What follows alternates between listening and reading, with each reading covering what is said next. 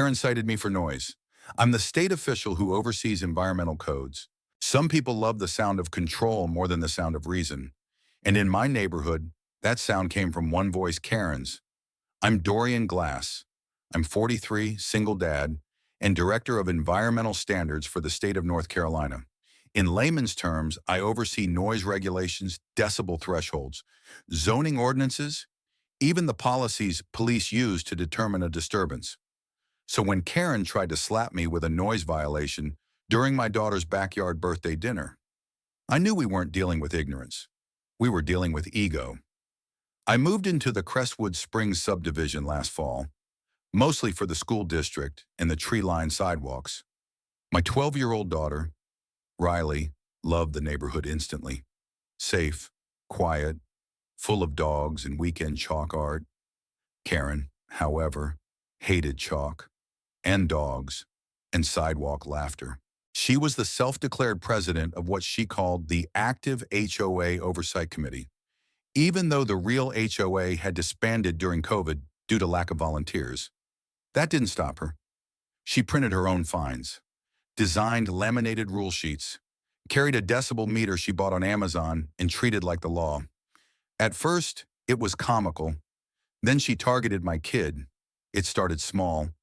A sticky note on my mailbox. Sound travels. Please respect your neighbors. Then a printed courtesy notice taped to my trash bin after Riley practiced piano with the back door open 8:00 p.m.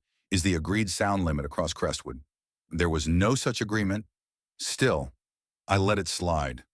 I worked in policy. I knew how powerless posturing could be. Until Karen showed up during my daughter's birthday. It was a Saturday evening. Nothing loud. Just 8 girls in the backyard, eating cupcakes and giggling under a string of solar lights. A Bluetooth speaker softly playing 90s pop. I was grilling chicken, sipping tea, feeling grateful I could give Riley a moment of normal childhood. That's when the gate creaked open. Karen didn't knock. She entered. Clipboard, sunglasses, reflective vest that read, Noise Control Unit, HOA. I'm here about a sound violation, she snapped. The music was barely louder than a whisper. Riley's friends paused mid-bite. I've recorded 3 spikes above 60 decibels, she said, holding up her Amazon meter. That exceeds our neighborhood threshold. I raised an eyebrow. Whose threshold? Crestwood Springs regulations, which were dissolved in 2020, I said. And even then, 60 decibels is equivalent to conversation. Your meter's probably picking up my grill. I don't have to debate this with you, she hissed. You're receiving a formal citation. I stepped between her and the table.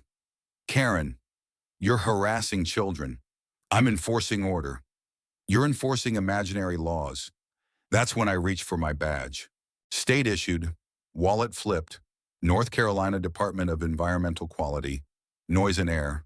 She blinked. I write the code you think you're quoting, I said, low and steady, and right now, you're violating 3 sections of public nuisance and private property law. She sputtered. You're bluffing? No. Karen, you are. And then I hit record. The video was short, 90 seconds of her raising her voice at a table of 12-year-olds. Me, calmly reading her fake citation aloud, her decibel meter peaking as she shouted, I am the HOA by morning. The clip had made its way through local mom groups, Reddit, and into the inboxes of people I hadn't spoken to in years. People were furious, not just at what she said, but who she did it to. I didn't want revenge. I wanted accountability. So I started looking deeper. Turns out, Karen had a pattern. Threatened a neighbor's teenage son for playing acoustic guitar on the porch. Filed a false barking dog complaint the dog was a statue. Left printed penalty notices in Spanish-only households, assuming they wouldn't contest. She had no authority, but people believed her, because her citations looked official, because she wore the vest, because fear is louder than facts when no one speaks up. That's when I stopped being quiet. I filed a formal complaint with the city, submitted evidence, forged documents, harassment reports, photos of her fake noise unit signage. I contacted the remaining former HOA officers, none of whom knew she'd revived enforcement in their name. Then I brought receipts to the HOA's annual budget review, a public meeting with residents and city officials present. I presented her citations alongside state policy, explained the law, the thresholds, the falsified rules, and ended with one sentence.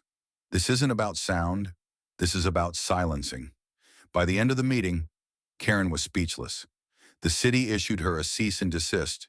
The HOA issued a public apology. And residents voted unanimously to create a new bylaws committee, with me advising to ensure transparency moving forward. The best part, Riley's friends came back the next weekend. We had music, laughter. No one flinched when a balloon popped. And Karen, she sold her house 6 weeks later. Her listing said, "Quiet neighborhood with strong community leadership." Ironic, really. Call to action. Has anyone ever tried to silence you under the guise of rules? Have you witnessed authority being faked just to control others? Tell your story. Share your truth. Because community is about cooperation, not coercion. And the loudest thing in a just neighborhood should be laughter.